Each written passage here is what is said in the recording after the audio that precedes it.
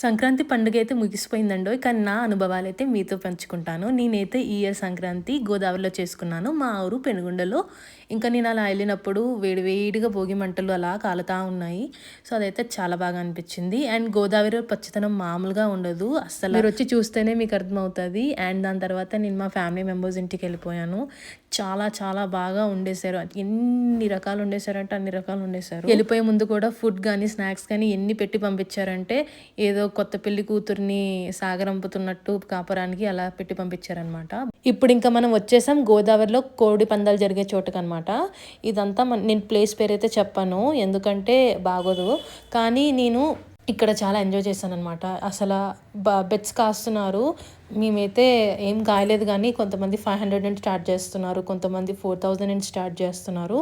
ఇంకా భీమవరం సైడ్ అయితే 1 crore పందెం కూడా అయిందంట. నేనైతే విన్నాను.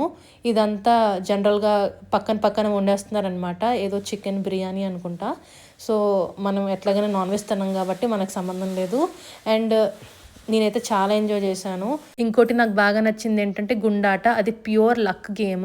అది డైస్ మీద ఉంటదనమాట. ఆ డైస్ ఏ నంబర్ తీస్తే అన్ని డబ్బులు ఇస్తారనమాట.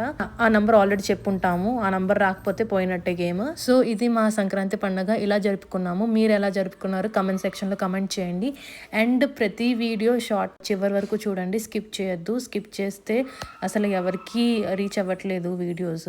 సో, ప్లీజ్ లైక్ చేసి ఫుల్‌గా వీడియోస్ చూడండి. And subscribe to TNP vlogs.